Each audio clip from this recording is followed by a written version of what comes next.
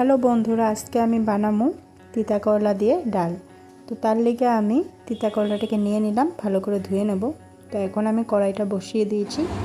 তো কড়াইটা এখন আমি ভালো করে গরম হলে ডালটাকে দিয়ে ভালো করে লাল করে ভেজে নেব। ডালটাকে লাল করে ভাজার পর আমি পরিমাণ মতো জল দিয়ে দেব।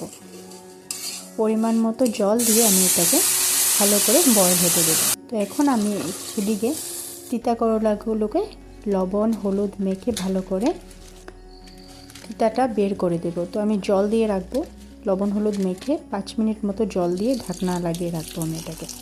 তো ওদিকে দেখবো ডালটা ভালো করে ফুটে গেছে নাকি। তো ডালটা ফোটার পর আমি তিতা করলাগুলোকে ভালো করে দিয়ে দেব।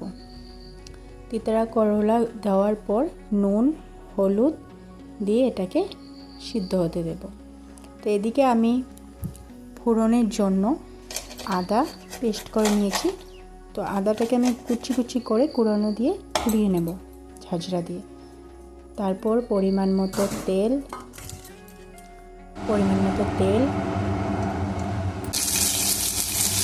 আদা বাটা দিয়ে ভালো করে আমি লাল করে ভেজে নেব। তারপর এখানে আমি সর্ষ ফোড়ন দিয়ে তেলটা গরম হওয়ার পর আমি ডালটাকে দিয়ে দেব। ডালটা দিয়ে এটাকে আমি 5 মিনিট মতো ভালো করে বয়েল হতে দেবো। তারপরে এটাকে নামিয়ে গরম গরম ভাতের সাথে কারকুল ভাজা বা যে কোনো ভাজার সাথে ডালটা নিরামিষ খাওয়ার জন্য বেস্ট। তো তোমরা একবার প্লিজ ট্রাই করে দেখো, আমার তো অনেক ভালো লাগে।